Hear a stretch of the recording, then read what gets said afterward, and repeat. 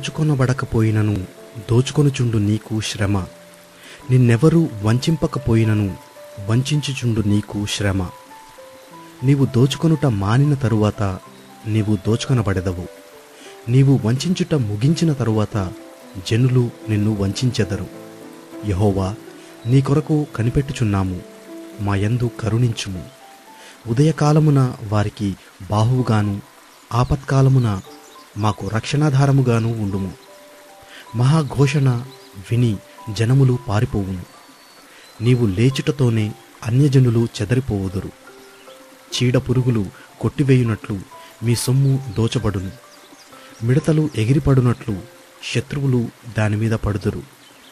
యెహోవా మహాఘనత నొందియున్నాడు. ఆయన ఉన్నత స్థలమున నివసించుచు న్యాయముతోనూ నీతితోనూ సియోనును నింపెను. నీ కాలములో నియమింపబడినది స్థిరముగా నుండును. రక్షణ బాహుల్యమును బుద్ధి జ్ఞానముల సమృద్ధియు కలుగును. యెహోవా భయము వారికి ఐశ్వర్యము. వారి శూరులు బయట రోదనము చేయుచున్నారు. సమాధాన రాయబారులు ఘోరముగా ఏడ్చుచున్నారు. రాజమార్గములు పాడైపోయెను. త్రోవను నడుచువారు లేకపోయిరి. అష్షూరు నిబంధన మీరెను. పట్టణములను అవమానపరచెను. నరులను తృణీకరించెను. దేశము దుఃఖించి క్షీణించుచున్నది. లెబానోను సిగ్గుపడి వాడిపోవుచున్నది. షారోను ఎడారి ఆయను.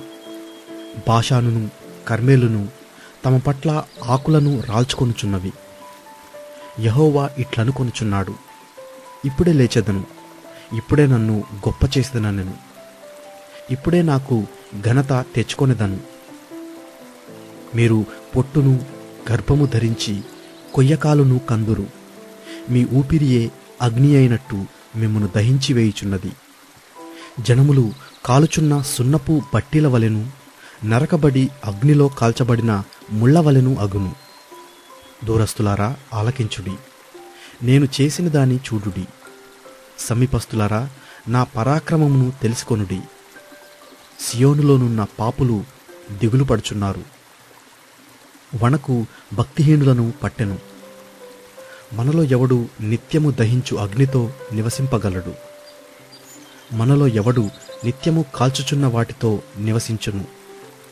నీతిని అనుసరించి నడుచుచు యథార్థముగా మాటలాడుచు నిర్బంధన వలన వచ్చు లాభమును ఉపేక్షించుచు లంచము పుచ్చుకొనకుండా తన చేతులను మలుపుకొని హత్యయను మాట వినకుండా చెవులు మూసుకొని చెడుతనము చూడకుండా కన్నులు మూసుకొనువాడు ఉన్నత స్థలమున నివసించును. పర్వతములలోని శిలలు అతనికి కోటయగును. తప్పక అతనికి ఆహారము దొరుకును. అతని నీళ్లు అతనికి శాశ్వతముగా ఉండును. అలంకరింపబడిన రాజును నీవు కనులారా చూచెదవు. బహుదూరమునకు వ్యాపించుచున్న దేశము నీకు కనబడును. నీ హృదయము భయంకరమైన వాటిని బట్టి ధ్యానించును. జనసంఖ్య వ్రాయువాడెక్కడ ఉన్నాడు?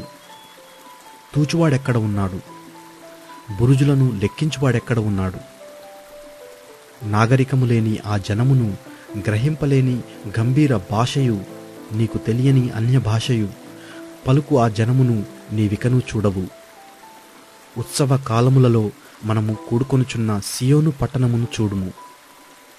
నిమ్మళమైన కాపురముగాను తీయబడని గుడారముగాను నీ కనులు యెరూషలేమును చూచును. దాని మేకులెన్నడును ఊడదీయబడవు. దాని త్రాళ్లలో ఒక్కటి అయినను తెగదు.